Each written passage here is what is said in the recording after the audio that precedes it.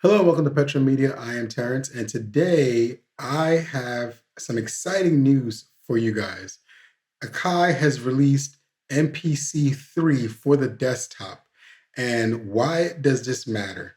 Well, for starters, I picked up the One Plus with the intent to learn the 3.0 software in standalone mode.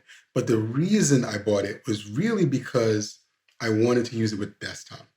And the reason why I want to use it with the desktop is because you get to take advantage of all the extra power and flexibility that is offered to you by marrying your MPC with a more powerful computer. Akai had offered this as an option before with the MPC Renaissance, which basically wasn't even a standalone unit. It was basically a controller with an audio interface. And then later on with the newer MPCs, the One, the Live, the X, et cetera, et cetera.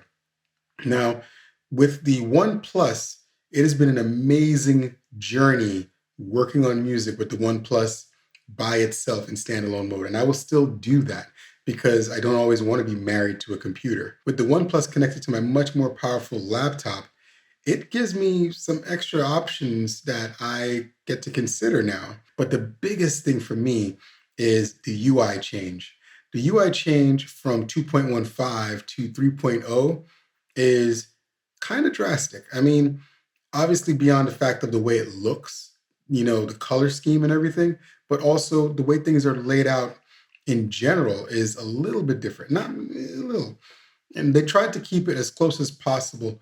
And I've said this before, with the 2.5 version of the software, the difference between the desktop and the standalone units wasn't really that far off. The problem was the UI was just laid out in such a weird way that it would throw you off. So when you use something like the Studio 2 that I used to have, it would force you to have to use the desktop. But the beat that I made, the preliminary beat, because I'm still working on it, that I made on the One Plus today with the 3.0 software on the desktop, it was like moments, and I didn't have to touch the desktop. That's the thing. You don't have to touch the computer. You just need to put the MPC in controller mode. And then you get to reap the benefits of both worlds. And it was beautiful. I mean, I get to search through things. We're going to dive a little bit more into it just so you understand why I love this idea so much. Let me turn it around for you to check out the actual setup. So I'm still in the temporary setup scenario because we haven't transitioned to our new place just yet. So I'm running out of the wife's office, but just so you can understand what's going on, this is my One Plus, and this is the session that I'm working in on the One Plus. And this same session is now over here on the new MPC software. This setup allows me to, again, use the software with the hardware and to take advantage of both things together.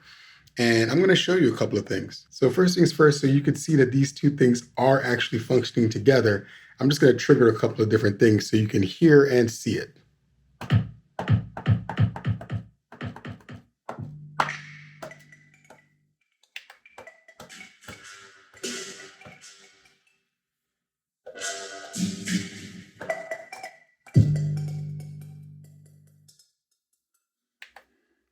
Now, that's just so you can understand that this is controlling that. So we're going to focus back over here. So I've moved these two a little bit closer together so you can actually see what's going on and hear what's going on at the same time. So we have the One Plus here.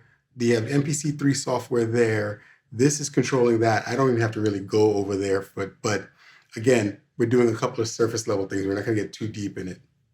But I wanted you to see, like I said,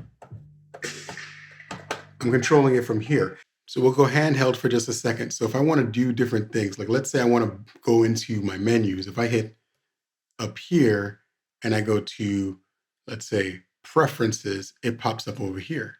So you see it over here. So let's say I want to go through all the different tracks as an example. Like for starters, on the MPC, all I have to do is just flip through the tracks, right? Just 1, 2, 3, 4. There's not too many tracks on this one.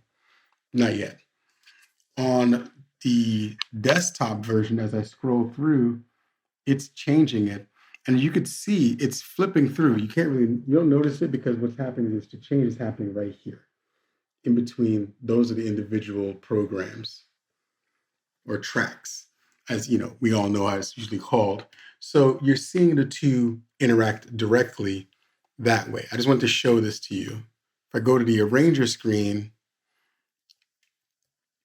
and I see it here, it changes over here, but it doesn't react right away, but it does change and go to different windows. So it's been an interesting experience just learning which things work which way and just interacting with the two. But overall, I'm very pleased with the way this is going so far. And again, working on a track with this has been really fast compared to 2.15. But also, to be fair, I was using the Studio 2 when I had 2.15. I didn't have a 1 Plus at all or any of the newer MPCs to control it. And from some of my contemporaries, my understanding is if I had one of those machines, it would have been a little bit more of an enjoyable experience. But I wasn't really a huge fan of the UI, so that's part of the, I guess, the allure of 3.0 for me when it comes to this scenario. Like I said, I've been looking forward to this experience specifically. Now, focusing our attention back on the One Plus, more so than the desktop, because the whole point is to be here and not touch there.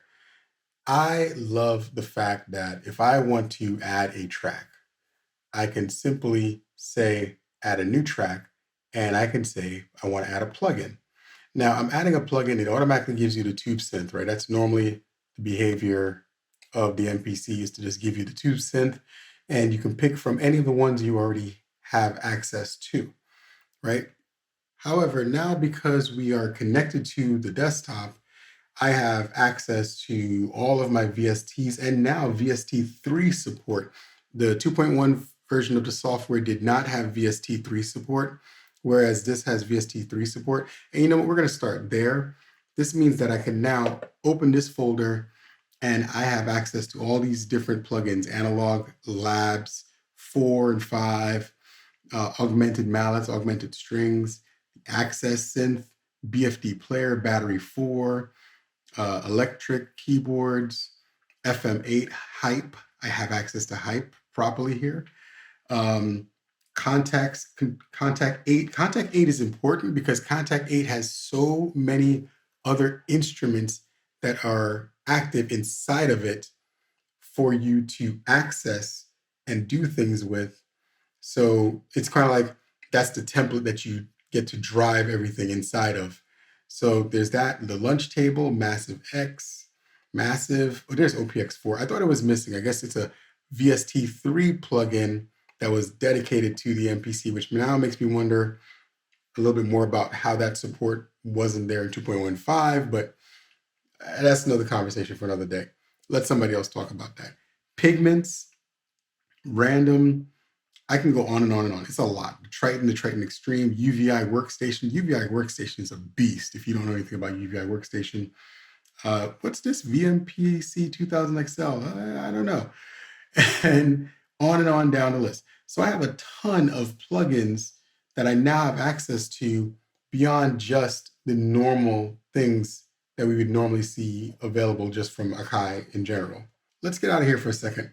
Let's go over to the track mixer. So if I go to track mixer, this was actually interesting. So I was able to put Native Instruments Byte on here. Now Byte doesn't show up like a normal UI. What Akai has done is they give you the controls of the plugin on here, but the UI is still on the desktop. So in that scenario, I can still control the plugin from here without having to touch the laptop, but I can look visually if I need to at the UI on the desktop. And I can give you an example of that. So I'm going to zoom in for you guys to see, but let's say I open Byte. So if I open Byte here, I can now control various features on Byte from the MPC. So if I want to turn the frequency of the sample down from 44.1 kilohertz, I can turn it down right there on here. So it's going down here and it's showing that it's changing there. And I can take it all the way down to 100 hertz. Don't do that, by the way, but you can. I can control the jitter. I can control the pre and post for the filters. I can control the saturations. If I move over to the next, if I move to the next section, I can actually control the bit depth. So I have 16-bit. I can turn it down all the way down to 2-bit. 12 usually sounds great, so I'll use that. I can control the crunch. I can control the dither. I can control the expanding of it. And then I move over to the next one, and now I can just turn DC on and off. I can change the high pass filter frequency. Like there's a lot of flexibility here, and I can still have saturation control right there. And then of course the mix knob. So the mix knob is right here. So this is great. To me, this is great because now I can literally focus on working on things here. I can't wait to start just running all sorts of different things here. So let's open up a different VST. So if I go to, let's look good. What's a good one to open up? I'm going to open the Mag EQ4. So if I open the Mag EQ4, there we go. It's right there. And again, parameters are on the screen, but also on here. So I literally can change the sub, change the 40 hertz setting, change the next EQ setting and the next EQ setting, and then flip over, go over to the next EQ setting, on and on down the list, the air band, and the trim level. And then, of course, you have the Bank A, Bank B, and a couple of the different features here. But you literally can control the UI of everything from here. That, to me, is worth it. Simply being able to go through and find all the different instruments and the different plugins is massive for me. And just control it from here and not go over there. So again, the biggest benefit for me is just to be able to do everything here and not have to go over there much. That was the thing that for me became frustrating with using the Studio 2, is having to constantly come over here and use the computer to do things.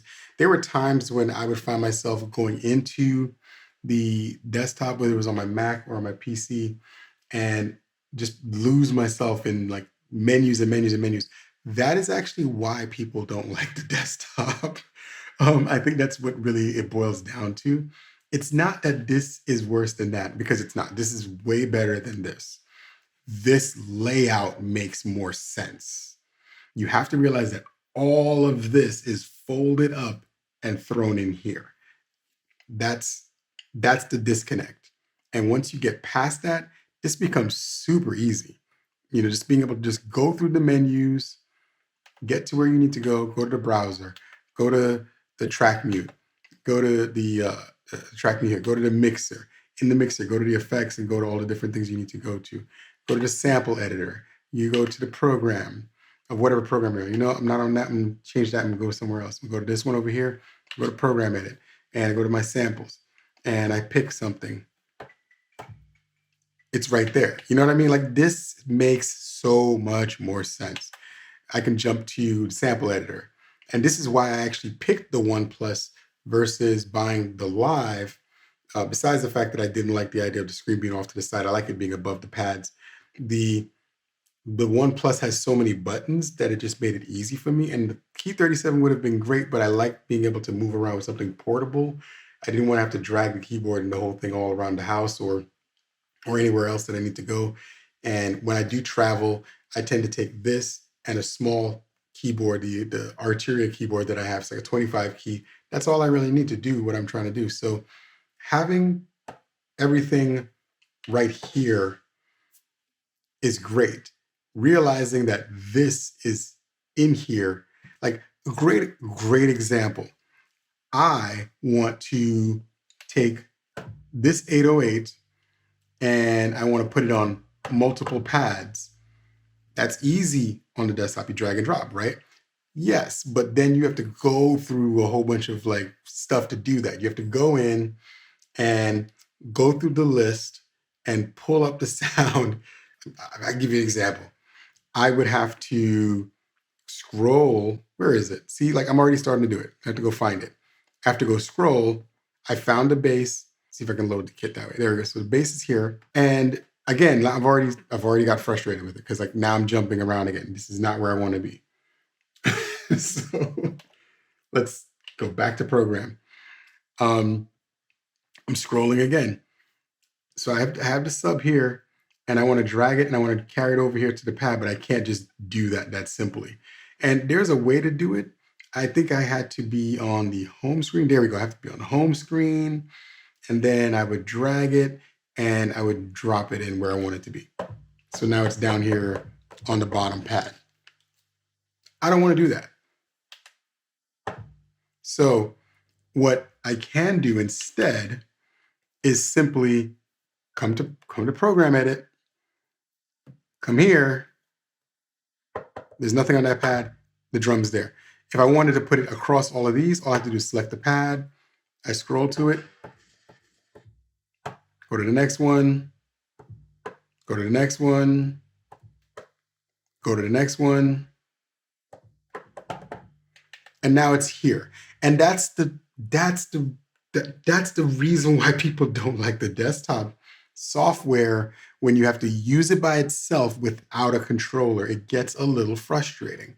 That is not a reason to not do this. If you've never had one of these, and let's say you got MPC beats, and let's say you have the Akai MPK 249 like I do, that's perfect for this. If you map at things and start controlling things, it's a little bit easier. But once you start having to mouse around in here, you will start to get frustrated. And that, I think, is the reason why people shy away from this, because all of this is right here, all of it. So this is my initial experience with the OnePlus and using the desktop software and using it in controller mode. And I like it. I tried it with 2.15 and I wasn't really a big fan of the experience because, again, maybe I'm a little biased because I didn't like the Studio 2 as much as I really wanted to like it. Because I just didn't really like the experience with having to interact with the desktop as much. As you saw earlier in the video, as I was starting to fiddle with it, I was clearly getting frustrated. But if I did it on the OnePlus, it was like, you know what I mean? So that's the big difference for me. And that's huge because for me, that means the experience doesn't change when I go from using the standalone version and switching over to using it on the desktop. I don't have to touch the desktop. I mean, the only time I really have to touch the desktop is when it comes to very specific things. Like, for example, if I open up a synth, I have to close it on the screen. I'm going to have to touch the desktop to close the screen. But that's such a minor thing that I'm not stressing that. Versus when I'm working with, the effects and changing things in the effects or just mixing. Because mixing is very intuitive on the OnePlus or obviously any of the MPCs because they all function essentially the same way. Mixing on the actual machine is actually pretty intuitive. So having the raw power of the desktop or laptop backing up your standalone unit, I think this is the right way to go. You want to start or work mostly in standalone. That's totally fine. If you want to work desktop, that's totally fine. If you want to do both, that is even better. I think that's probably the best option. Do some of the work on your standalone unit. And then when you decide you need more power, more tracks, more everything, start using desktop. On the standalone unit, we all know you could only use 8 plugins. On the desktop, it's 128 tracks. I mean, however you see fit to use those tracks is on you. It doesn't really care. So for me, that's where this shines. Being able to use my techniques and interact with all of the VSTs that I used, especially the VST 3 folder, because there's a lot of powerful synths and instruments that I have in VST 3 format, and I could not access them in 2.5, and now I can in 3.0. If you like what I've been talking about, like, share, and subscribe. I think the next video I'm going to do is going to be more of a let's work on a beat together type of deal, so you can see the experience with the MPC 3 software on the desktop. And again, mainly from the lens of I'm using the OnePlus to do everything, and I'm really not touching that thing too much. Catch you guys next time.